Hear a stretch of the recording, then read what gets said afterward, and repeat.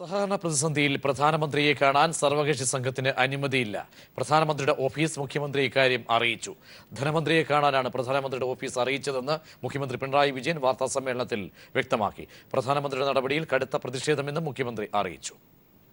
കേരള സംസ്ഥാനത്തിൻ്റെ കടുത്ത പ്രതിഷേധം ഇക്കാര്യത്തിൽ രേഖപ്പെടുത്തുകയാണ്. നിയമസഭയെ അംഗീകരിക്കുക, സംസ്ഥാനത്തെ അംഗീകരിക്കുക എന്നതൊക്കെ ജനാധിപത്യ പ്രക്രിയയുടെ ഭാഗമാണ്. ഹിറ്റ്ലറിൽ നിന്നും മുസോളിനിൽ നിന്നും ആവേശം ഉൾക്കൊണ്ട് നാസിസത്തിൻ്റെയും ഫാസിസത്തിൻ്റെയും നയങ്ങൾ അംഗീകരിച്ച് പ്രവർത്തിക്കുന്ന ഒരു സംഘടന നേതൃത്വം കൊടുക്കുന്ന കേന്ദ്ര ഗവൺമെൻറ്റിൽ നിന്ന് വലിയ തോതിലുള്ള ജനാധിപത്യ മര്യാദ പ്രതീക്ഷിക്കേണ്ടതില്ല എന്നതാണ് ഈ നടപടിയിലൂടെ വ്യക്തമാക്കിയിരിക്കുന്നത്. ഞങ്ങൾ ഇന്നലെ അംഗീകരിച്ച പ്രമേയം ഡൽഹിയിലുള്ള കേരളത്തിൻ്റെ പ്രതിനിധി പ്രസിഡന്റ് കമ്മീഷണർ മുഖേന പ്രധാനമന്ത്രിയുടെ ഓഫീസിൽ എത്തിക്കുന്നതിനുള്ള നടപടികൾ സ്വീകരിച്ചിരിക്കുകയാണ്. ആ പ്രമേയം പ്രധാനമന്ത്രിയുടെ ഓഫീസിൽ എത്തിക്കുന്നു. ധനകാര്യമന്ത്രിയെ കാണാൻ വേണ്ടി മാത്രമായിട്ട് ഇപ്പോൾ ഡൽഹിയിൽ പോകേണ്ടതില്ല എന്നും ഞങ്ങളൊരു നിലപാടെടുക്കുന്നു. ധനകാര്യമന്ത്രിയെ കാണില്ല എന്ന വാശിയൊന്നും ഞങ്ങൾക്കില്ല. ഞങ്ങൾ കണ്ടതാണ്. അതുകൊണ്ട് ഈ കാര്യത്തിൽ വീണ്ടും കാണേണ്ടതില്ല എന്നതുകൊണ്ട് ഞങ്ങൾ പോകുന്നില്ല. ഇതാണ് അറിയിക്കാനുള്ളത്. പ്രധാനമന്ത്രിയുടെ നിലപാട് കേരളത്തോടുള്ള അവഹേളനമെന്ന് പ്രതിപക്ഷ നേതാവ് രമേശ് ചെന്നിത്തല. നരേന്ദ്രമോദി കീഴ്വഴക്കം പാലിക്കണമെന്നും ചെന്നിത്തല വ്യക്തമാക്കി. ഫെഡറൽ സംവിധാനത്തിൽ സംസ്ഥാന മുഖ്യമന്ത്രിയും പ്രതിപക്ഷ നേതാവും കക്ഷി നേതാക്കന്മാരും പ്രധാനമന്ത്രിയെ കാണണമെന്ന് പറയുമ്പോൾ അത് അനുവദിക്കുകയാണ് ചെയ്യാറുള്ളത്. നരേന്ദ്രമോദിക്ക് മാത്രം എന്തുകൊണ്ടാണ് ഇത് കഴിയാത്തത്? ചരിത്രത്തിലെ ഏറ്റവും വലിയ ഏകാധിപതി താനാണെന്ന് തെളിയിക്കാനുള്ള ഒരു പുറപ്പാടിലാണോ നരേന്ദ്രമോദി? കേരളത്തിലെ ജനങ്ങളുടെ വികാരം പ്രകടിപ്പിക്കാൻ വേണ്ടി ഞങ്ങൾ ഒരുമിച്ച് എല്ലാം പ്രതിപക്ഷവും ഭരണകക്ഷിയും എല്ലാം ഒരുമിച്ച് പോകാൻ തീരുമാനിച്ച് സമയം ചോദിക്കുമ്പോൾ ധനകാര്യമന്ത്രിയെ കാണാൻ പറയുന്ന നടപടി ഒട്ടും ഒരു പ്രധാനമന്ത്രിക്ക് യോജിച്ച നടപടിയല്ല. ഈ സംസ്ഥാനത്തോടുള്ള കടുത്ത അവഹേളനമായിട്ട് മാത്രമേ ഇതിനെ കാണാൻ കഴിയുള്ളൂ. കേന്ദ്രം നിഷേധാത്മക നിലപാട് സ്വീകരിച്ചിട്ടില്ലെന്ന് BJP സംസ്ഥാന അധ്യക്ഷൻ കുമ്മനം രാജശേഖരൻ. പ്രശ്നം ചർച്ച ചെയ്യേണ്ടത് ധനകാര്യമന്ത്രിയോടാണെന്നും കുമ്മനം പ്രതികരിച്ചു. സർവകക്ഷി നേതാക്കൾ മറ്റ് CPM-ൻ്റെയും കോൺഗ്രസിൻ്റെയും നേതാക്കൾക്ക്, LDF UDF നേതാക്കൾക്ക് ധനകാര്യ വകുപ്പ് മന്ത്രിയുമായി ഇക്കാര്യം ചർച്ച ചെയ്യാൻ തയ്യാറില്ല എന്ന് പറഞ്ഞാൽ അത് കേരളത്തിൻ്റെ താല്പര്യം കണക്കിലെടുത്താണോ, അതോ തങ്ങൾക്ക് എന്തെങ്കിലും മറച്ചു വെക്കാനുള്ളത് കൊണ്ടാണോ? ഈ വിഷയത്തിൽ അവർക്ക് കേന്ദ്രത്തെ ഒന്നും ധരിപ്പിക്കാനില്ല എന്നുള്ളത് കൊണ്ടാണോ? എന്തുകൊണ്ടാണ് ഇത്തരത്തിൽ ഒരു തീരുമാനം കൈക്കൊള്ളുന്നത് എന്ന് വ്യക്തമാക്കാൻ മുഖ്യമന്ത്രിക്കും പ്രതിപക്ഷ നേതാവിനുമൊക്കെ ചുമതലയുണ്ട്. മന്ത്രി AK ബാലൻ ടെലിഫോൺ ലൈനിൽ ചേരുന്നുണ്ട്. മിനിസ്റ്റർ, ഈ നിലപാട്, അതായത് പ്രധാനമന്ത്രിയുടെ ഓഫീസിൽ നിന്നുണ്ടായ ഈ നിലപാടിനെ എങ്ങനെയാണ് വ്യാഖ്യാനിക്കേണ്ടി വരുന്നത്? കാരണം ഒരു ഞെട്ടൽ, ഗുരുതരമായ ഒരു വിഷയത്തിലേക്ക്, തലത്തിലേക്ക് കാര്യങ്ങൾ പോകുന്നുണ്ടെങ്കിൽ അത് അപകടകരമായ സൂചനയാണോ?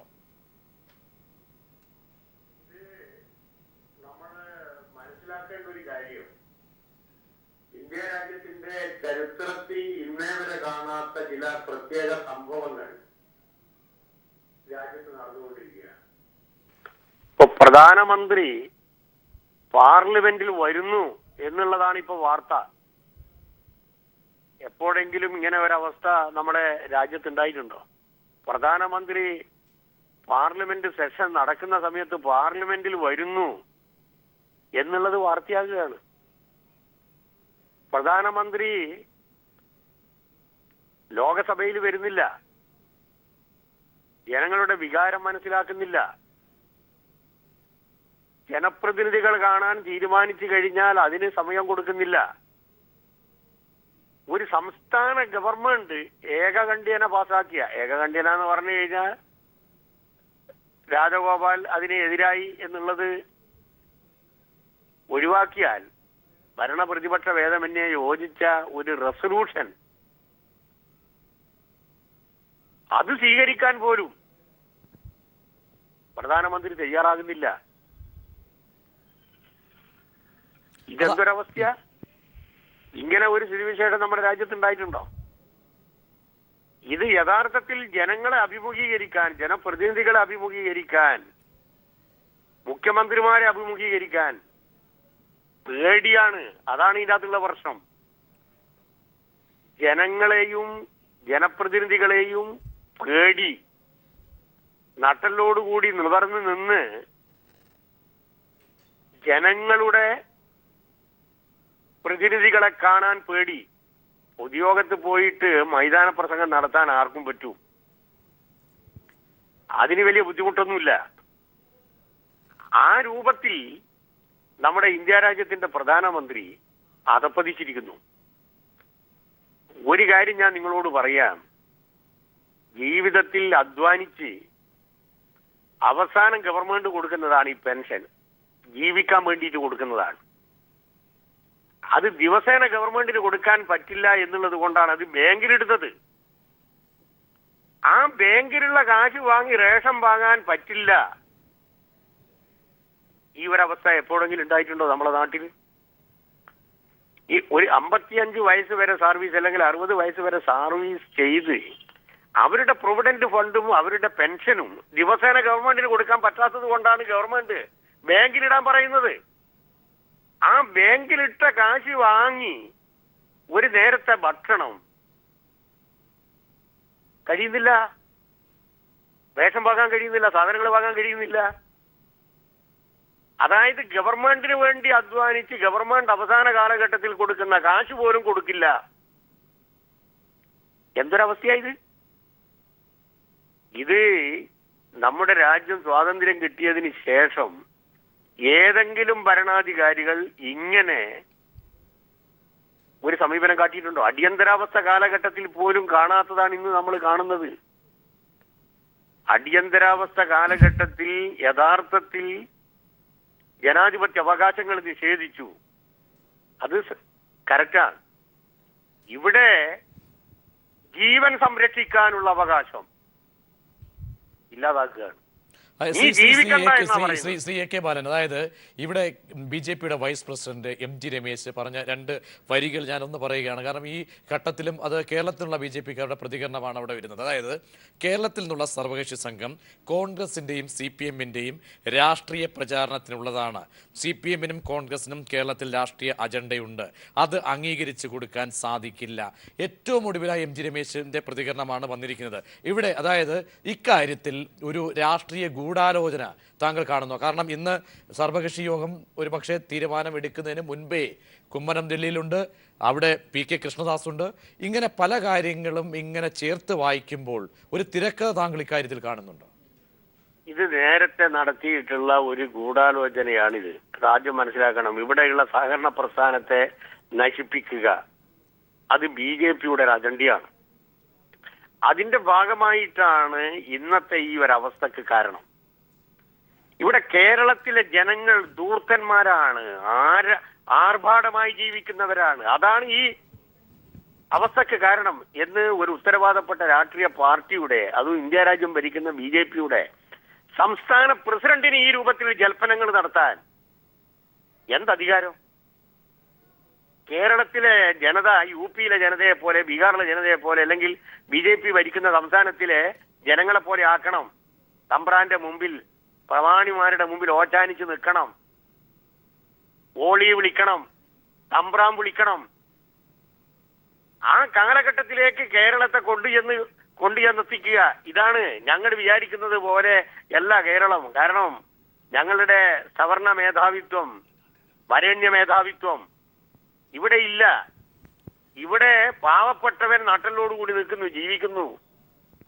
അതാണ് കുഴപ്പം.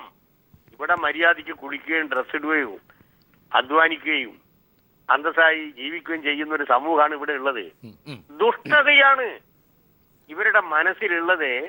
ഈ വരണ്യ വിഭാഗത്തിന്റെ സവർണ മേധാവിത്വത്തിന്റെ പ്രേതാണ് ഇവരെ കൂടിയത്. അതിന്റെ ഭാഗമായിട്ടാണ് ഇതൊക്കെ വന്നത്. പക്ഷേ ശ്രീ ബാലൻ, ആ നിലപാട് നമ്മൾ അംഗീകരിക്കണം, അല്ലെങ്കിൽ നമ്മുടെ തലയിലേക്ക് കെട്ടിവെച്ച് തരണമെന്ന് പറഞ്ഞാൽ എങ്ങനെ ഉൾക്കൊള്ളാൻ കഴിയും? അതായത് ഇന്ത്യക്കൊരു പാരമ്പര്യമുണ്ട്, ഇന്ത്യക്കൊരു ഫെഡറൽ സംവിധാനം, അതായത് സ്വാതന്ത്ര്യത്തിന് ശേഷം പലപ്പോഴും ഫെഡറൽ സംവിധാനത്തിന് നേരെ ഉള്ള കടന്നുകയറ്റത്തെ അതേ തലത്തിൽ എല്ലാ സംസ്ഥാനങ്ങളും പ്രതികരിച്ചിട്ടുണ്ട്. അതിനേക്കാൾ ഉപരി കൂടുതൽ പ്രതികരിച്ചിട്ടുള്ള ഒരു സ്റ്റേറ്റാണ് കേരളം. ഇന്നിപ്പോൾ ഈ സാഹചര്യത്തിൽ ഇനി നമ്മൾ ദില്ലിയിലേക്കില്ല, നമ്മൾ ധനമന്ത്രിയെ കാണുന്നില്ല എന്ന തലത്തിലേക്ക് നമ്മൾ എത്തുമ്പോഴും യഥാർത്ഥത്തിൽ ഉന്നയിച്ച ആത്യന്തിക വിഷയങ്ങൾ അതേ തലത്തിൽ അവിടെ കിടക്കുകയാണ്. ഇതിനൊരു മറുപക്ഷത്തിലേക്ക് എന്ത് മെസ്സേജ് ഇക്കാര്യത്തിൽ കൊടുക്കാൻ കഴിയും? കാരണം അവിടെ ഗുജറാത്തിൽ നിന്നുള്ള ജനങ്ങൾ പോലും ഒരുപക്ഷെ വളരെ ഭീതിയിൽ, ഗുജറാത്തിൽ നിന്നുള്ള കർഷക സംഘങ്ങളടക്കം ഒരുപക്ഷെ ദില്ലിയിലേക്ക് എത്തിയാൽ പ്രധാനമന്ത്രി അവരോട് സ്വീകരിക്കുന്ന ഇതേ നിലപാടാണോ? ഇങ്ങനെ പല ചോദ്യങ്ങളാണ് വരാൻ പോകുന്നത്. എന്ത് മെസ്സേജ് ഈ ഘട്ടത്തിൽ നൽകാൻ കഴിയും? ഇത് BJPക്ക് രക്ഷപ്പെടണമെങ്കിൽ ഈ എടുത്ത നിലപാടിൽ നിന്ന് മാറിയേ പറ്റൂ, അല്ലെങ്കിൽ BJPയുടെ ജനകീയ അടിത്തറ ഇല്ലാതാവും. ആദ്യം മനസ്സിലായിക്കൊള്ളുക. ഇപ്പൊ കേരള നിയമസഭയിൽ O രാജഗോപാലൻ അദ്ദേഹത്തിന്റെ നിലപാട് നിങ്ങൾ കണ്ടതാണല്ലോ, വളരെ പരിതാപകരമായിരുന്നല്ലോ. അയാളുടെ മനസ്സിൽ പോലും യഥാർത്ഥത്തിൽ BJPയുടെ നേതൃത്വം എടുത്ത സമീപനത്തോട് യോജിപ്പുണ്ടാകും എന്ന് അദ്ദേഹത്തിന്റെ പെർഫോമൻസ് കാണുമ്പോൾ തോന്നിയിട്ടില്ല. കാരണം കേരളത്തിലെ ജനത ഐതിഹാസികമായിട്ടുള്ള പോരാട്ടത്തിന്റെ ഭാഗമായി രൂപപ്പെടുത്തിയ നേട്ടങ്ങൾ സാമൂഹ്യ നീതിയുമായി ബന്ധപ്പെട്ടുകൊണ്ട് ഇവിടെ നടപ്പിലാക്കിയിട്ടുള്ള ജനോപകാരപ്രദമായിട്ടുള്ള നടപടികൾ, അതിനെല്ലാം നിർണായകമായിട്ടുള്ള ഒരു മേഖലയാണ് കേരളത്തിലെ സഹകരണ മേഖല. അതിനെ BJP ഭരിക്കുന്ന സഹകരണ സംഘങ്ങളുണ്ട്. അവരാരെങ്കിലും ഇതിനോട് യോജിക്കുമോ? ഇന്ത്യ രാജ്യത്ത് ഇത് BJPയെ സംബന്ധിച്ചിടത്തോളം ഒരു കാലക്കേട് എന്ന് തന്നെയാ പറയേണ്ടതുള്ളൂ. ഇത് ക്ഷണിച്ചു വരുത്തുന്ന ഒരു ദുരിതമാണ് BJP. ശ്രീ AK ബാലൻ, ദയവായി ടെലിഫോൺ ലൈനിൽ തുടരുക. താങ്കൾ തിരക്കുള്ള സമയമാണെങ്കിൽ കൂടി ദയവായി, കാരണം BJP നേതാവ് ശ്രീ VV രാജേഷ് ടെലിഫോൺ ലൈനിൽ. ശ്രീ രാജേഷ്, കേരള ജനങ്ങളോടുള്ള ഒരു മുഖം തിരിഞ്ഞ് കാർക്കിച്ച് തുപ്പുന്ന ഒരു നിലപാടിലേക്ക്, അതായത് നമ്മുടെ ഫെഡറൽ സംവിധാനമുണ്ട്, ഇവിടെ കേൾക്കാം 1-2 മിനിറ്റോ, അവിടെ സാങ്കേതിക പ്രശ്നങ്ങളൊന്നുമല്ല ഉന്നയിക്കുന്നത്, അല്ലെ പ്രേമസല്ലാപത്തിനും ഒന്നുമല്ല പോയത്. ഇവിടെ ജനകീയ വിഷയം ആത്യന്തികമായി ഉന്നയിക്കാൻ ഒരു സർവകക്ഷി സംഘം പോകുമ്പോൾ സ്വാഭാവികമായും എടുക്കാൻ കഴിയുന്ന ഒരു നിലപാട് പകരം ഒരുപക്ഷെ വൈരുദ്ധ്യാത്മക നിലപാട് സ്വീകരിക്കുമ്പോൾ ശ്രീ AK ബാലൻ മിനിസ്റ്റർ സൂചിപ്പിച്ചതുപോലെ കേരളത്തിലെ ജനങ്ങളോടുള്ള പുച്ഛം, അതായത് BJP അടക്കം ഇന്ന് സ്വീകരിക്കുന്ന നിലപാടുകൾ നാളെ അല്ലെങ്കിൽ ജനങ്ങൾക്ക് ചിന്തിക്കേണ്ടി വരും, ആ തലത്തിലേക്ക് എത്തുന്നുണ്ടോ? ശ്രീ രാജേഷ്, സൗമ്യമായൊരു മറുപടി. അങ്ങനെയൊക്കെ വളച്ചൊടിക്കുന്നത്? അല്ല, ഞാൻ സൗമ്യമായ ഒരു മറുപടി ഞാൻ താങ്കളിൽ നിന്ന് തേടുകയാണ്. കാരണം ശ്രീ MD രമേശിന്റെ വൈസ് പ്രസിഡന്റിന്റെ മറുപടിയാണോ താങ്കൾക്കുള്ളത്? എനിക്ക് അറിയില്ല. അല്ല, ഞാൻ മറ്റുള്ളവർ പറയുന്ന മറുപടി കേട്ടില്ല. എന്തായാലും MD രമേശ് പറഞ്ഞ ആശയം തന്നെയായിരിക്കും ഞാനും പറയുന്നത്. നിങ്ങളിനി ആരെങ്കിലും പ്രകോപിപ്പിച്ചപ്പോഴേക്ക് രമേശ് ചേട്ടൻ, സാധാരണ MD രമേശ് വളരെ കൃത്യമായി പറയുന്ന, വളരെ അളന്നു മുറിച്ച്, ഞങ്ങളെയൊന്നും പോലെയല്ല, വളരെ അളന്നു മുറിച്ച് പറയുന്ന വ്യക്തിയാണ്. രാജേഷേ, ശ്രീ MD രമേശിന്റെ വാക്കുകൾ ഞാൻ ഒന്ന് പറയുകയാണ്. അതായത് അദ്ദേഹം ഞങ്ങളോട് പറഞ്ഞതല്ല, മാധ്യമ പ്രവർത്തകരോട് ബൈറ്റായിട്ട് നൽകിയതാണ്. അതായത് കേരളത്തിൽ നിന്നുള്ള സർവകക്ഷി സംഘം കോൺഗ്രസിന്റെയും CPM-ന്റെയും രാഷ്ട്രീയ പ്രചരണത്തിനുള്ളതാണ്. CPM-നും കോൺഗ്രസിനും കേരളത്തിൽ രാഷ്ട്രീയ അജണ്ടയുണ്ട്, അത് അംഗീകരിച്ചു കൊടുക്കാൻ സാധിക്കില്ല. കോൺഗ്രസും CPM-ഉം കേരള ജനതയുടെ കുത്തവ അവകാശം ഏറ്റെടുക്കേണ്ടതില്ല. അദ്ദേഹം പറഞ്ഞ വാക്കുകളുടെ രത്നച്ചുരുക്കം. അയ്യോ, ഇതിലപ്പുറം സൗമ്യമായിട്ട് എങ്ങനെയാ പ്രതീക്ഷയെ പറയുന്നത്? രമേശ് ചേട്ടൻ വളരെ വളരെ സൗമ്യമായിട്ട് പൊതു നിലപാട് വ്യക്തമായി കഴിഞ്ഞു. പൊതു നിലപാട് ഇവിടെ പ്രശ്നമല്ലല്ലോ. നമുക്ക് പക്ഷേ താങ്കളുടെ ചോദ്യത്തിലേക്ക് വരാം. പ്രതീക്ഷ, പുച്ഛം എന്നുള്ള വാക്കൊന്നും ഉപയോഗിക്കേണ്ട കാര്യമില്ല. ഇവിടെ ഞാൻ ഇത്രയും വാർത്തകളിൽ നിന്നും മനസ്സിലാക്കുന്നത്, ഗവൺമെന്റ് ഓഫ് കേരളയ്ക്ക്, കേരള ഗവൺമെന്റിനും പ്രതിപക്ഷത്തിനും ഈ വിഷയം പരിഹരിക്കാനുള്ള താല്പര്യമില്ല. കേരളത്തിലെ സാധാരണക്കാരായ ജനങ്ങളെ മറയാക്കിക്കൊണ്ട് ഒരു പുകപടലം സൃഷ്ടിച്ചുകൊണ്ട് രക്ഷപ്പെടാൻ വേണ്ടിയാണ് കേരള ഗവൺമെന്റ് ശ്രമിക്കുന്നത്. യഥാർത്ഥത്തിൽ കേരളത്തിന്റെ പ്രശ്നം ചർച്ച ചെയ്യേണ്ടത് ധനകാര്യ വകുപ്പ് മന്ത്രിയോടല്ലേ? ധനകാര്യ വകുപ്പ് മന്ത്രിയോട് കാര്യങ്ങൾ കമ്മ്യൂണിക്കേറ്റ് ചെയ്യട്ടെ. അദ്ദേഹം ഗവൺമെന്റ് അഭിപ്രായം അവരോട് പറയുമല്ലോ. അതിനുശേഷം ഒരു ലേറ്റർ സ്റ്റേജിൽ ഒരു ഫൈനാലിറ്റി എന്നുള്ള നിലയ്ക്ക് ഒരു പക്ഷേ റിസർവ് ബാങ്ക് ഗവർണറെയോ പ്രധാനമന്ത്രിയോ അവർ കാണാം.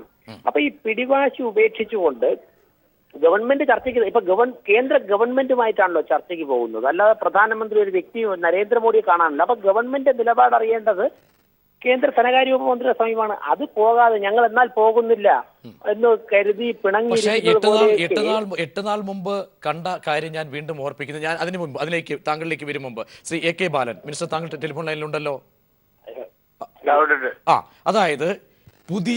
അതായത് ധനമന്ത്രിയുടെ മുന്നിലേക്ക് പോവുക. 8 നാൾ മുമ്പ് നിങ്ങളും നിങ്ങളുടെ MP, നിങ്ങളുടെ മുഖ്യമന്ത്രി, നിങ്ങളുടെ ധനമന്ത്രി ഇവരൊക്കെ പോയ തലത്തിനും അപ്പുറത്തേക്ക് പുതിയ ഒരു സാഹചര്യം പ്രധാനമന്ത്രി ചൂണ്ടിക്കാട്ടുകയാണ്.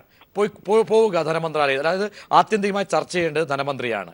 അങ്ങനെ ഒരു പുതിയ സാഹചര്യം ഉണ്ടായിട്ടുണ്ടോ സാർ? ഇത് ധനമന്ത്രിന്റെ അപ്പോയിന്റ്മെന്റ് ഓർഡർ ഒന്നും കൊടുത്തിട്ടില്ലല്ലോ. ബഹുമാനപ്പെട്ട പ്രധാനമന്ത്രിയുടെ ഓഫീസിൽ നിന്ന് വിവരം കിട്ടിയത് നിങ്ങൾ ധനമന്ത്രിയെ കണ്ടോളൂ എന്നാണല്ലോ പറഞ്ഞത്. ധനമന്ത്രിനെ കഴിഞ്ഞ ആഴ്ച ബഹുമാനപ്പെട്ട മുഖ്യമന്ത്രിയും വകുപ്പ് മന്ത്രി ബഹുമാനപ്പെട്ട ഐസക്കും കണ്ടല്ലോ. വളരെ പോസിറ്റീവായിട്ടുള്ള ഒരു സമീപനമായിരുന്നല്ലോ ധനകാര്യ വകുപ്പ് മന്ത്രി, ഇന്ത്യൻ ധനകാര്യ വകുപ്പ് മന്ത്രി ജെയ്റ്റ്ലി എടുത്തത്. ഇവര് പോയി കാണുന്ന സമയത്ത് സാധാരണ നിലയിലുള്ള അർബൻ ബാങ്കുകളിലും നാഷണലൈസ്ഡ് ബാങ്കുകളിൽ നിന്നും വിഡ്രോ ചെയ്യുന്നത് പോലെ തന്നെ ജില്ലാ ബാങ്കിൽ നിന്നും പണം വിഡ്രോ ചെയ്യായിരുന്നു. അത് കഴിഞ്ഞ് യോഗം കഴിഞ്ഞ് ഇങ്ങോട്ടേക്ക് എത്തുമ്പോഴത്തേക്കാണല്ലോ ജില്ലാ ബാങ്കുകളെ ഇതിൽ നിന്ന് ഒഴിവാക്കിയത്. പിന്നെ ധനകാര്യ വകുപ്പ് മന്ത്രിയെ കണ്ടിട്ടുണ്ടാ കാര്യം? ശക്തമായിട്ടുള്ള പൊളിറ്റിക്കലായിട്ടുള്ള രാഷ്ട്രീയമായിട്ടുള്ള ഇടപെടൽ നടന്നു. ബഹുമാനപ്പെട്ട മുഖ്യമന്ത്രി കൃത്യമായിട്ട് പറഞ്ഞല്ലോ, അദ്ദേഹത്തിന്റെ മുഖഭാവം കാണുമ്പോൾ, അദ്ദേഹത്തിന്റെ പ്രതികരണം കാണുമ്പോൾ ഞങ്ങൾക്ക് വലിയ പ്രതീക്ഷയായിരുന്നു ഉണ്ടായിരുന്നത്. നാഷണലൈസ്ഡ് ബാങ്കുകളിൽ നിന്നും അർബൻ ബാങ്കുകളിൽ നിന്നും പരിമിതമാണെങ്കിൽ പോലും ജീവിക്കാൻ ആവശ്യമായിട്ടുള്ള കാശ് വിഡ്രോ ചെയ്യാനുള്ള അവകാശം എല്ലാ ബാങ്കിലും താഴെ തട്ടിലുള്ള സർവീസ് സഹകരണ ബാങ്കുകളിലും ഉണ്ടാകുമെന്ന് വിചാരിച്ചിട്ടാണ് ഞങ്ങൾ പോയത്. എന്താ സ്ഥിതി? ധനകാര്യ വകുപ്പ് മന്ത്രിയെ കണ്ട് തിരിച്ചു വരുമ്പോ അതുവരെ ജില്ലാ ബാങ്കിൽ നിന്ന് അനുകൂലമായിട്ടുള്ള സ്ഥിതി അതങ്ങില്ലാണ്ടാക്കി. ഒരു 4000 രൂപയെങ്കിലും ജില്ലാ ബാങ്കിൽ നിന്ന് വാങ്ങാൻ പറ്റുമായിരുന്നു, അതും ഇല്ലാണ്ടാക്കി. സഹകരണ സർവീസ് ബാങ്കുകളിൽ നിന്ന് വാങ്ങുന്നത് അതും ഇല്ലാണ്ടാക്കി. ഇപ്പോ ഞാൻ ചോദിക്കട്ടെ, ബഹുമാനപ്പെട്ട രമേശിന്റെ വീട്ടിൽ ഒരാൾ റിട്ടയർ ചെയ്തെന്ന് വിചാരിക്കുക. സാധാരണ നിലയിൽ 1% 2% കൂടുതൽ കാശ് കിട്ടുക ഈ സഹകരണ ബാങ്കുകളിലാണ്. അവിടെ ഈ ജീവിതത്തിന്റെ അവസാനത്തിൽ ഈ പെൻഷൻ കാശ് നിക്ഷേപിച്ച പാവപ്പെട്ടവൻ റേഷൻ വാങ്ങാൻ 10 പൈസ പിൻവലിക്കാൻ പറ്റുമോ? ബഹുമാനപ്പെട്ട രമേശിന്റെ വീട്ടിലുള്ള ഏതെങ്കിലും ഒരാൾ കോപ്പറേറ്റീവ് ബാങ്കിൽ റിട്ടയർ ചെയ്തിട്ട് കാശ് ഡെപ്പോസിറ്റ് ചെയ്തിട്ടുണ്ടെങ്കിൽ വാങ്ങാൻ പറ്റുമോ? നാഷണലൈസ്ഡ് ബാങ്കുകളിൽ നിന്ന് കിട്ടുന്നത് പോലെ, അർബൻ ബാങ്കുകളിൽ നിന്ന് കിട്ടുന്നത് പോലെ സർവീസ് ജില്ലാ സഹകരണ ബാങ്കുകളിൽ നിന്ന് കൊടുക്കുന്നതിന് എന്താ തടസ്സം? ഇന്നലെ ബഹുമാനപ്പെട്ട മുഖ്യമന്ത്രി ചോദിച്ചല്ലോ, ബഹുമാനപ്പെട്ട രാജഗോപാൽ അദ്ദേഹത്തിന്റെ ജന്മസ്ഥലം ആലത്തൂര്, അവിടെയുള്ള കോപ്പറേറ്റീവ് ബാങ്കിൽ ഇദ്ദേഹത്തിന് ഡെപ്പോസിറ്റ് ഉണ്ടെങ്കിൽ പിൻവലിക്കാൻ പറ്റുമോ? അവിടെയുള്ള ബാങ്ക് കൊള്ളക്കാരുടെ ബാങ്കാണോ? കള്ളപ്പണക്കാരുടെ ബാങ്കാണോ? ഏതെങ്കിലും രൂപത്തിലുള്ള കള്ളപ്പണത്തിന്റെ നിക്ഷേപം സഹകരണ സ്ഥാപനങ്ങളിൽ ഉണ്ടെങ്കിൽ കേന്ദ്ര ഗവൺമെന്റിന്റെ കയ്യിൽ എന്തെല്ലാം സംവിധാനങ്ങൾ ഉണ്ടെന്ന് കണ്ടുപിടിക്കാൻ. ശരി, അതെ അതെ അതെ ശ്രീ ബാലൻ ദയവായി തുടരുക. ശ്രീ രാജേഷ് അതിന് മറുപടി, ഉന്നയിച്ച ചോദ്യങ്ങൾക്ക് മറുപടി.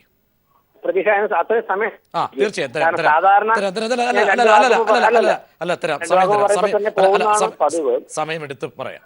താങ്കൾ സമയം അനുവദിക്കുമെങ്കിൽ ഞാൻ സംസാരിക്കാം, അല്ലെങ്കിൽ നിങ്ങൾ കട്ട് ചെയ്തോളൂ. ബഹുമാനപ്പെട്ട മന്ത്രി പറഞ്ഞത് ധനകാര്യ വകുപ്പ് മന്ത്രിയെ കഴിഞ്ഞ ദിവസം കണ്ട് തിരിച്ചു വന്നപ്പോഴേക്കും തീരുമാനം മാറ്റിയെന്നാണ്. അപ്പോഴേക്കും ഞാൻ വേറൊന്ന് ചോദിക്കട്ടെ, ധനകാര്യ വകുപ്പ് മന്ത്രിയെ കണ്ടത് മാന്യമായിട്ടാണ് കേരളത്തിലെ മന്ത്രിമാർ ചർച്ച നടത്തി പിരിഞ്ഞത്. പക്ഷേ ആ സമയം 2800 കോടി രൂപ സോഴ്സ് ഇല്ലാത്ത അല്ലെങ്കിൽ അൺനോൺ ഡെപ്പോസിറ്റേഴ്സിന്റെ പേരിൽ ജില്ലാ സഹകരണ ബാങ്കിൽ നിക്ഷേപിക്കുകയായിരുന്നു. ധനകാര്യ വകുപ്പ് മന്ത്രി അരുൺ ജെയ്റ്റ്ലിയെ കണ്ട് വളരെ മാന്യമായ രീതിയിൽ കാര്യങ്ങൾ അവതരിപ്പിക്കുമ്പോഴും 2800 കോടി രൂപ അവിടെ നിക്ഷേപിക്കപ്പെടുകയായിരുന്നു. അതിനുശേഷമാണ് അരുൺ ജെയ്റ്റ്ലിയും ഗവൺമെന്റ് പറഞ്ഞത് ഇതിന്റെ സോഴ്സ് പറയുന്നില്ല, ഇതിന്റെ ഡെപ്പോസിറ്റർമാരുടെ ഐഡന്റിറ്റി റിവീൽ ചെയ്യുന്നില്ല. അപ്പൊ പിന്നെ കേന്ദ്ര ഗവൺമെന്റ് എന്താ ചെയ്യേണ്ടത്? ഇനി വേറൊന്ന് ഞാൻ ചോദിക്കട്ടെ, നോട്ട് നിരോധനത്തിന് ശേഷം നടന്ന 3 ദിവസം സഹകരണ ബാങ്കുകളിലൊക്കെ പണം നിക്ഷേപിച്ചല്ലോ. ആ നിക്ഷേപിച്ച 2800 കോടി രൂപ എല്ലാ റിട്ടയർമെന്റ് കഴിഞ്ഞ് കിട്ടിയ ബെനിഫിറ്റ് ആണെന്ന് മന്ത്രിക്ക് സമ്മതിക്കാമോ? ഞാൻ ഒരു കാര്യം ഉറപ്പുവരുന്നു, നോട്ട് പിൻവലിക്കലിന് ശേഷം 3 ദിവസം കൊണ്ട് കേരളത്തിലെ സഹകരണ ബാങ്കുകളിൽ നിക്ഷേപിച്ച 2800 കോടി രൂപയും കേരളത്തിൽ പല ഡിപ്പാർട്ട്മെന്റിൽ നിന്നും റിട്ടയർ ആയ ആൾക്കാരുടെ തുകയാണ് എന്ന് കേരളത്തിലെ ബഹുമാനപ്പെട്ട മന്ത്രി എ കെ ബാലൻ ഉറപ്പ് തരാമെങ്കിൽ ആ പണത്തിനൊരു ബുദ്ധിമുട്ട് സംഭവിക്കുകയില്ല. പക്ഷേ ഇതുപോലെ റിട്ടയർ ആയ ഉദ്യോഗസ്ഥന്മാർ ഞാൻ കംപ്ലീറ്റ് ചെയ്തോട്ടെ, ഐ ഹാവ് ടു കംപ്ലീറ്റ്. ഉദ്യോഗസ്ഥന്മാരുടെ വൈകാരികമായ തലങ്ങളെ തൊട്ടുണർത്തിക്കൊണ്ട്, പാവപ്പെട്ട കർഷകന്റെ വൈകാരികമായ തലങ്ങളെ തൊട്ടുണർത്തിക്കൊണ്ട് ഇവരൊക്കെ തന്നെ ആയിരക്കണക്കിന് കോടി രൂപ നിക്ഷേപിക്കാനുള്ള ഒരു ഇടമായിട്ട്, ഒരു ഒളിത്താവളമായിട്ട് സഹകരണ ബാങ്കുകളെ കാണുന്നതിലാണ് ഞങ്ങൾക്ക് ഡിഫറൻസ് ഓഫ് ഒപ്പീനിയൻ ഉള്ളത്. നിങ്ങളൊരു കാര്യം ചെയ്യണം, ബഹുമാനപ്പെട്ട ഈ 50ഓളം ഈ ശ്രീ രാജേഷ്, ഈ 50ഓളം വരുന്ന നിങ്ങൾക്ക് കൂടി സ്വാധീനമുള്ള ഈ സഹകരണ സംഘങ്ങളും അതേ രീതിയിൽ തന്നെ അതായിരിക്കും തുടരുന്നത്. അല്ല, അതിലൊരു പ്രശ്നമുള്ളത് പ്രതീക്ഷ, ഒരു സിസ്റ്റം കേരളത്തിൽ ഉണ്ടായിരുന്നു. തെറ്റായാലും ശരിയായാലും ഒരു സിസ്റ്റം ഉണ്ടായിരുന്നു. ആ തെറ്റായ സിസ്റ്റം ഒരിക്കലും കറക്റ്റ് ചെയ്തില്ല. ആ സിസ്റ്റം ഫോളോ ചെയ്യുകയായിരുന്നു. ഞാനൊരു കാര്യം പറയാം, നമുക്ക് BJP, കോൺഗ്രസ്, CPM എന്നുള്ള ചർച്ചയൊക്കെ അവസാനിപ്പിക്കാം. റിസർവ് ബാങ്ക് ഓഫ് ഇന്ത്യയുടെയും ആദായ നികുതി വകുപ്പിന്റെയും ഇൻകം ടാക്സ് ഡിപ്പാർട്ട്മെന്റിന്റെയും നിയമങ്ങൾ നമ്മളുടെ എല്ലാ സഹകരണ ബാങ്കുകളും പിന്തുടരട്ടെ. അത് BJPയുടെ ബോർഡായാലും CPM ബോർഡായാലും കോൺഗ്രസ് ബോർഡായാലും ലീഗിന്റെ ബോർഡായാലും പിന്തുടരട്ടെ. അങ്ങനെ ഒരു ഡിസിഷൻ എടുത്തു കഴിഞ്ഞാൽ പ്രശ്നങ്ങളൊക്കെ ഒരു മിനിറ്റ് കൊണ്ട്, ഒരു 10 മിനിറ്റ് കൊണ്ട് അവസാനിക്കാവുന്നുള്ളൂ. ഞങ്ങൾ അങ്ങനെ ഒരു തീരുമാനം എടുക്കാൻ തയ്യാറാണ്. എന്തുകൊണ്ട് LDF തയ്യാറാവുന്നില്ല?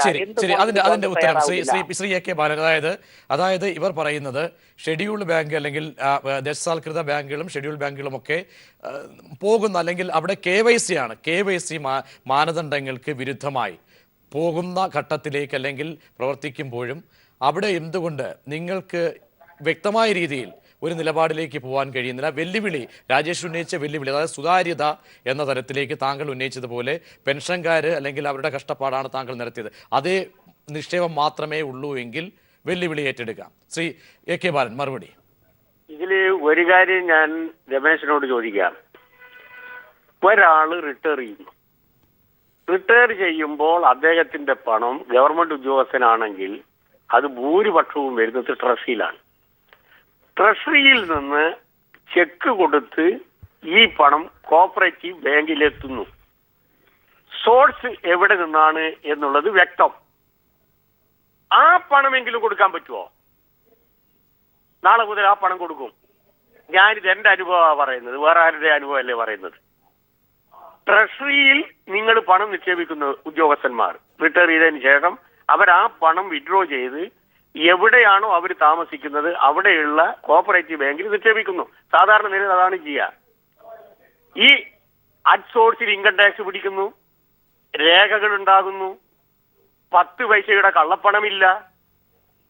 ഇത് ഉദ്യോഗസ്ഥന്മാർക്കെങ്കിലും കൊടുക്കാൻ നാളെ തയ്യാറാവുമോ? 2, പാവപ്പെട്ട കൃഷിക്കാരൻ, അവൻ വിളവെടുക്കുന്നു, ഇത്തിരി കാശ് അവന്റെ കയ്യിൽ ഉണ്ടാകുന്നു, അത് നിക്ഷേപിക്കുന്നു. അതിൽ ഇൻകം ടാക്സ് ഇല്ലല്ലോ. അതിൽ അഗ്രികൾച്ചർ ഇൻകം ടാക്സ് ഇല്ലല്ലോ. അത് കള്ളപ്പണാണോ? ഇനി അതിന്റെ സോഴ്സ് കണ്ടുപിടിക്കാൻ എന്തെല്ലാം മാർഗമുണ്ട്? ഒരു കൃഷിക്കാരൻ നിക്ഷേപിക്കുന്ന തുകയുടെ സോഴ്സ് എന്താണ്? അത് കണ്ടുപിടിക്കാൻ എന്തെല്ലാം മാർഗമുണ്ട്?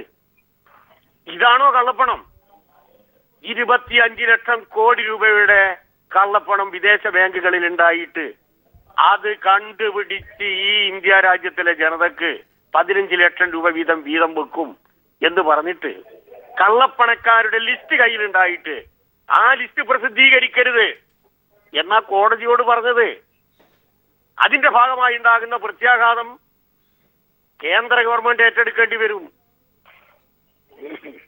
കോടതി ഏറ്റെടുക്കേണ്ടി വരും എന്നാ പറഞ്ഞത്. ഇതേവരെ ലിസ്റ്റ് പ്രസിദ്ധീകരിച്ചോ?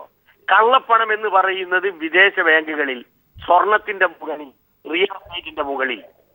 ഇനി പണം വിഡ്രോ ചെയ്തതിന് ശേഷം കോപ്പറേറ്റീവ് ബാങ്കുകളിൽ നിക്ഷേപിച്ച പണം ലക്ഷക്കണക്കിന് കോടിക്കണക്കിന്, അതിന്റെ സോഴ്സ് നിയമവിരുദ്ധമാണെങ്കിൽ ആ പണം കൊടുക്കണ്ട.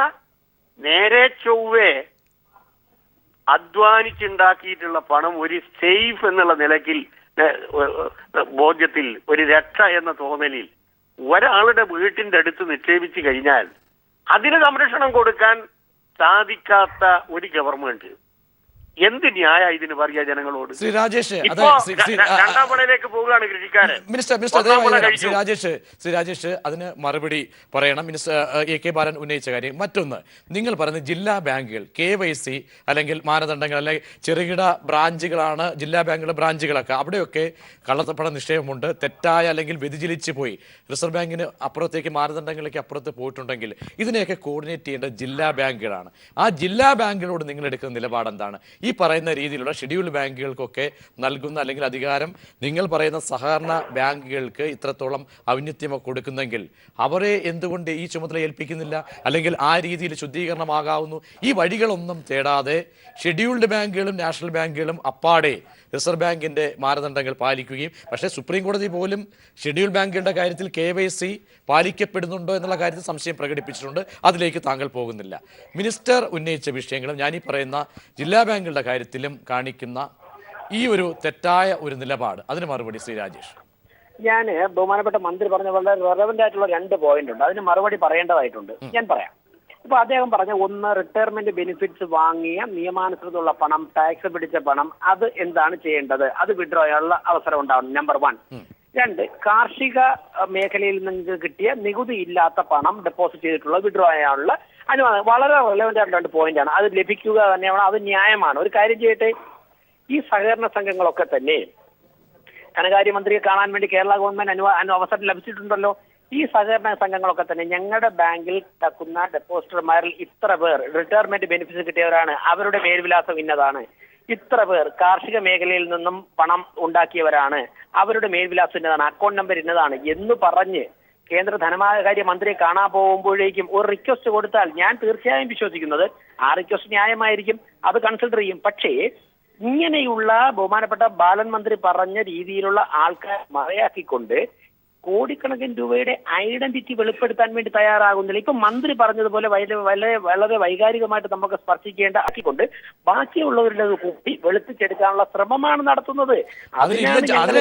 ശ്രീ രാജേഷ്, അതിന് ഇല്ലം അപ്പാടെ ചുടേണ്ടതുണ്ടോ? അവിടെ നിങ്ങൾക്ക് ഉപയോഗിക്കാവുന്ന എല്ലാ സംവിധാനങ്ങളും ഉപയോഗിക്കുന്നതിന് പകരം അത്തരം ഒരു ബദൽ അല്ലെങ്കിൽ ഒരു ഓൾട്ടർനേറ്റീവ് സംവിധാനം കൊടുക്കാതെ ഇത് മൊത്തത്തിൽ ഇല്ലം ചുട്ടുകളയാം, അതാണ് നിങ്ങളുടെ രാഷ്ട്രീയ ഗൂഢാലോചന അല്ലെങ്കിൽ ഇടപെടൽ ഉണ്ടോ എന്ന് മിനിസ്റ്റർ അടക്കം സംശയിക്കേണ്ടി വരും. അല്ല, ഞാൻ കംപ്ലീറ്റ് ചെയ്യട്ടെ പ്രജീഷ്. ഇത്തരത്തിലൊരു എഫർട്ട് ബാലൻ മന്ത്രി എന്നോട് ചോദിച്ച രീതിയിലുള്ള ഒരു എഫർട്ട് കേരള ഗവൺമെന്റ് സ്വീകരിച്ചിട്ടുണ്ടോ? കേരള ഗവൺമെന്റ് അരുൺ ജെയ്റ്റ്ലിയെ കണ്ട് പറയട്ടെ, ഇത്ര പേർ, ഞാൻ നേരത്തെ പറഞ്ഞ റിട്ടയർമെന്റ് കഴിഞ്ഞവരാണ്, അവരുടെ ബെനിഫിറ്റ് ആണ്, ഇത്ര പേർ കർഷകരാണ്, അവരുടെ ഡെപ്പോസിറ്റ് ആണ്, ഇത് ഇന്ന ബാങ്കുകളിൽ ഇത്ര ഉണ്ട്. കേരള ഗവൺമെന്റ് ഒരു ദിവസം കൊണ്ട് എടുക്കാമല്ലോ. എടുത്തതിന് ശേഷം അത് സമർപ്പിച്ചിട്ട് ഈ പണം ഞങ്ങൾക്ക് വിഡ്രോ ചെയ്യണം എന്നുള്ള ഒരു സ്റ്റാൻഡിലേക്ക് വരുന്നതിന് പകരം ഇത്തരക്കാരെ ചൂണ്ടിക്കാട്ടിക്കൊണ്ട് ബാങ്കിൽ കിടക്കുന്ന 33,000 കോടി രൂപ സോഴ്സ് ഇല്ലാത്ത ഇൻകം ഉൾപ്പെടെ വിഡ്രോ ചെയ്യാനാണ് ഞാൻ ശ്രമിക്കുന്നത്. It is impossible. രണ്ടാമതായിട്ട് താങ്കൾ പറഞ്ഞ ജില്ലാ സഹകരണ ബാങ്കുകളുടെ പ്രശ്നം നമുക്ക് കേൾക്കുമ്പോഴേക്കും വളരെ മനോഹരമായിട്ട് തോന്നും. ജില്ലാ സഹകരണ ബാങ്കുകൾ പലതും KYC പിന്തുടരുകയാണ്. എന്തുകൊണ്ട് സാധിക്കില്ല? പ്രത്യേകിച്ച് അവിടുത്തെ പ്രശ്നം എന്താണെന്ന് അറിയോ? ജില്ലാ സഹകരണ ബാങ്ക് പ്രാഥമിക സഹകരണ സംഘങ്ങളെ ഒരു കസ്റ്റമറായിട്ട് കണ്ടുകൊണ്ട് അവരിൽ നിന്നും സ്വീകരിച്ചു എന്നാണ് അവർ പറയുന്നത്. പ്രാഥമിക സഹകരണ സംഘങ്ങളിലാണ് ഈ ഫണ്ട് വരുന്നത്. അത് ഏത് സോഴ്സിൽ നിന്നാണ് വരുന്നത് എന്നുള്ളത് ജില്ലാ സഹകരണ ബാങ്കുകളിലുമില്ല. അവിടെയാണ് ഡിസ്പ്യൂട്ട് റൈസ് ചെയ്യുന്നത്. അതുകൊണ്ട് കേന്ദ്ര ഗവൺമെന്റിനോട് BJP കേന്ദ്രം ഭരിക്കുമ്പോൾ ട്രാൻസ്പെറന്റ് ആയിട്ടുള്ള നിലപാട് സ്വീകരിച്ചു കഴിഞ്ഞാൽ മനുഷ്യത്വപരമായിട്ടുള്ള നിയമപരമായിട്ടുള്ള എല്ലാ കാര്യങ്ങളും ചെയ്യുന്ന ഗവൺമെന്റാണ് കേന്ദ്ര ഗവൺമെന്റ്. അല്ലാതെ ഒരു മറ സൃഷ്ടിച്ചുകൊണ്ട് രാഷ്ട്രീയ ഭീഷണി മുടക്കി സമരം നടത്തിയൊക്കെ തന്നെ മുട്ടുകുത്തിക്കാൻ വിചാരിച്ചു കഴിഞ്ഞാൽ സാധിക്കുകയില്ല. ജനങ്ങൾ ശ്രീ AK ബാലൻ, പോയിന്റുകൾ താങ്കൾ കേട്ട് കാണാം, മറുപടി. ഇതില് ഒരു കാര്യം വളരെ വ്യക്തമാക്കാം. കേരളത്തിലെ സഹകരണ സ്ഥാപനങ്ങളെ നശിപ്പിക്കുക, അത് പിടിച്ചെടുക്കുക, ഇത് ഒരു അജണ്ടയാണ് BJPയുടെയും RSSന്റെയും. കേരളത്തിലെ ഇടതുപക്ഷ പ്രസ്ഥാനത്തിന്റെയും പുരോഗമന പ്രസ്ഥാനങ്ങളുടെയും വളർച്ചയുടെ നിർണായക ഘടകമാണ് കേരളത്തിലെ സഹകരണ പ്രസ്ഥാനങ്ങളും അതിന് നേതൃത്വം കൊടുക്കുന്ന ജനപ്രതിനിധികളും. ഇതിനെ ഇല്ലാതാക്കുന്നതിന് നടത്തിയിട്ടുള്ള ഗൂഢാലോചന പലപ്പോഴും ഞങ്ങൾ തുറന്നു കാട്ടിയതാണ്. ഇപ്പോ ബഹുമാനപ്പെട്ട രമേശ് പറയുന്ന രൂപത്തിലുള്ള വിഭാഗങ്ങൾ നാഷണലൈസ്ഡ് ബാങ്കിൽ ഇല്ലേ? രമേശ് അല്ല, VV രാജേഷ്. അല്ല, രാജേഷ് പറയുന്ന ആൾക്കാർ അവരുടെ ഡെപ്പോസിറ്റ് നാഷണലൈസ്ഡ് ബാങ്കുകളിലെ, അർബൻ ബാങ്കുകളിലെ ഇവിടെ മാത്രമാണോ ഉള്ളത്? അങ്ങനെയാണെങ്കിൽ ഇന്ത്യ രാജ്യത്തിലെ നാഷണലൈസ്ഡ് ബാങ്കുകളിൽ 11 ലക്ഷം കോടി രൂപ കിട്ടാക്കടമാണ്. ഈ ഗവൺമെന്റ് ഈ കഴിഞ്ഞ വർഷം 1,17,000 കോടി രൂപ എഴുതിത്തള്ളി. ഈ ഒരവസ്ഥ കേരളത്തിലെ സഹകരണ സ്ഥാപനങ്ങൾക്ക് ഉണ്ടായിട്ടുണ്ടോ?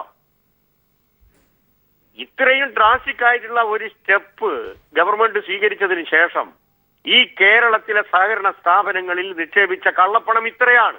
അത് ഇന്ന ആൾക്കാരാണ്. എന്താ വെളിപ്പെടുത്താൻ ബി.ജെ.പിക്ക് കഴിയാത്തത്? ബി.ജെ.പി ഗവൺമെന്റിന് കഴിയാത്തത്? അപ്പോ ഈ പറയുന്നതിനോടൊന്നും യാതൊരു സത്യസന്ധതയും ഇല്ല. അതായത് അതായത് രാജേഷ് സൂചിപ്പിച്ച കാര്യം, അതായത് അത് നിലപാടിന്റെ ഒരു സ്വരം അദ്ദേഹം ആവർത്തിക്കുകയാണ്. അതായത് കേന്ദ്രത്തിന്റെ നിങ്ങൾ കരുതിനമോ നിങ്ങൾ സർവകക്ഷി യോഗം വിളിക്കുകയോ ഒന്ന് ചെയ്താലും എടുത്ത തീരുമാനത്തിൽ നിന്ന് ഒന്നും പിന്നോട്ടില്ല എന്ന വ്യക്തമായ സൂചന നൽകുന്നുണ്ടെങ്കിൽ ആ സൂചനയുടെയൊക്കെ തന്നെ തുടർച്ചയായിട്ടാവണം ഡൽഹിയിൽ ഇന്ന് പ്രധാനമന്ത്രിയുടെ ഈ നിഷേധാത്മക നിലപാടെന്ന് നിങ്ങൾ വ്യാഖ്യാനിക്കുകയാണെങ്കിൽ പിന്നെ നിങ്ങളുടെ മുന്നിൽ എന്ത് പോംവഴിയാണ് മിനിസ്റ്റർ ഉള്ളത്? അതായത് ലക്ഷക്കണക്കിന് വരുന്ന ജനങ്ങൾ ത്രിശങ്കു, അതൊന്ന് ആ ബാധ്യത എന്തായാലും ബി.ജെ.പി നോക്കാൻ പോകുന്നില്ല. നിങ്ങൾക്ക് മുന്നിൽ നിങ്ങൾക്ക് എന്ത് ചെയ്യാൻ കഴിയും ഇക്കാര്യത്തിൽ? ഇത് ഒരു കാര്യം മനസ്സിലാക്കേണ്ടത് ഇന്ത്യയാണ്. ഇന്ത്യ രാജ്യത്തിലെ പാർലമെന്ററി ജനാധിപത്യത്തിന്റെ ആരോഗ്യകരമായിട്ടുള്ള ഉള്ളടക്കം അടിയന്തരാവസ്ഥക്കെതിരായിട്ടുള്ള പോരാട്ടത്തിന്റെ ഭാഗമായി നമ്മളെല്ലാം കണ്ടതും അനുഭവിച്ചതുമാണ്. ഇന്ത്യ രാജ്യത്തെ അടക്കി ഭരിച്ചു കളയാം,